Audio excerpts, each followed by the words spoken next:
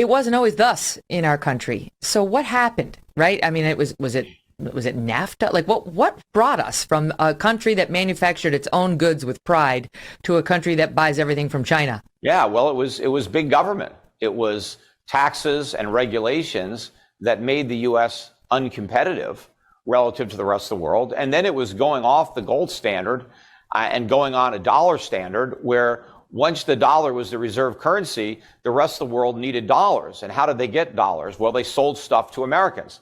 And so we basically outsourced our entire economy. And in the short run, we benefited because the cost of production was lower overseas than it was in the U.S., especially because American companies had to deal with high regulations, high taxes, labor unions, all sorts of other things that ran up the cost of production that foreigners didn't have. And of course, a lot of the regulation, the labor laws, the environmental laws, I mean, these other countries didn't have to deal with that. And so they didn't have to bake the cost of complying with those regulations into their labor cost, into their price of their goods. And the wages were already, much, much lower in the other countries. So Americans got a good deal. We traded our jobs for stuff. And we did that for decades. But, we can't do it anymore because we now have so much debt, and wages around the world have increased to the point where there's not a big arbitrage left anymore between labor costs outside the U.S. and labor costs inside the United States. And foreigners don't want to, play this game anymore. They have too many dollars.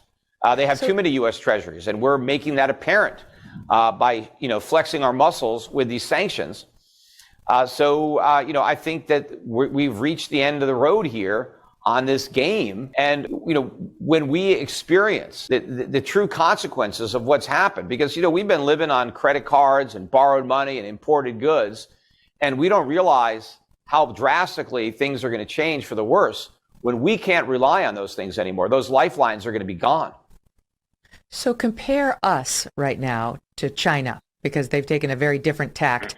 And I've heard you say the 20th century was ours and the 21st is theirs. Yeah, and it's not that China is doing everything perfectly, far from it. And I don't think that the Chinese economy is anywhere near what our economy was, let's say, in the 19th century and early 20th century. We are much freer, or we were much freer back then than China is now. But unfortunately, in many ways, China is freer today than we are now, and that is the problem. And I'm talking about economic freedom, not necessarily political freedom, although I think we may be losing that now too.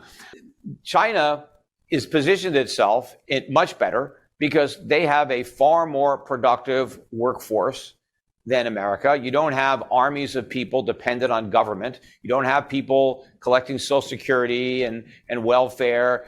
People are saving in China. They save a very substantial percent of what they produce. And they produce a lot. I mean, just go walk down the aisles of a Walmart and take a look at where everything is made. I mean, these are very productive people. They have the equipment, the capital, industrial capacity to produce. And that's what's important. All we have is people that want to buy. But what good is wanting to buy something if you don't make anything? I'd rather have the factories and the ability to make stuff, because if you can make stuff, you can consume it. You can't consume what you don't make. So China actually is holding the cards, not America. I think they've built a far more viable economy than the one that we have. We have a bubble economy. And I think when the dollar crashes, the Chinese currency is going to rise dramatically.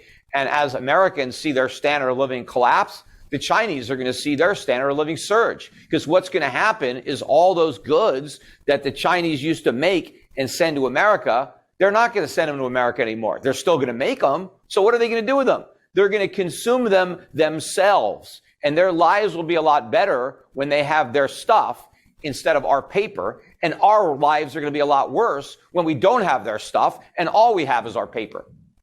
How would you hedge against that? I mean, for individuals out there feeling scared now as a result of this discussion, what should they do? I mean, we can't control, yes, elect the right leaders, but I know you say no leaders are good. The politicians are not the answer. So what should individuals do? Well, you mentioned yourself. I mean, Donald Trump campaigned on making America great again by revitalizing our manufacturing, and none of that happened. The trade deficits were higher when Trump left office than when he came in. even if you look at the trade deficit before COVID. So we were still continuing to, disintegrate as an industrial economy, even during the Trump years.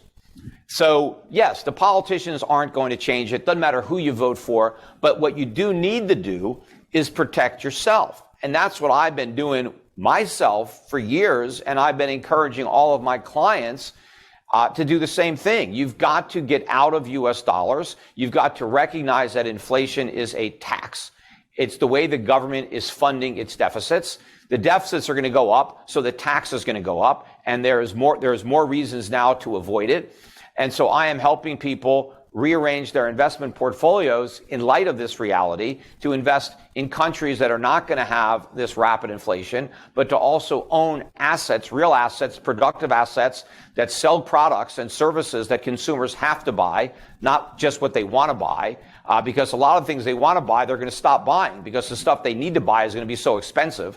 So you want to own the companies that sell the stuff that people need to buy, and they can raise prices, and they're paying their earnings to their shareholders in the form of dividends. So you have to be an old-fashioned investor for value and dividend. You got to look towards resources, raw materials, agriculture, energy, mining, but then things like utilities or things, whether it's tobacco or food, things that people have to buy, and they're going to pay higher prices. They're not going to cut back like on entertainment or a lot of buying computers or things like that, gadgets that are fun, but they don't really need to upgrade to the newest phone when their phone they've got will do. They need that money for food. They need it for their rent or something like that. So you want to invest in those, but you have to recognize that you need to be outside the U.S. So we're building portfolios of foreign stocks predominantly, but also focusing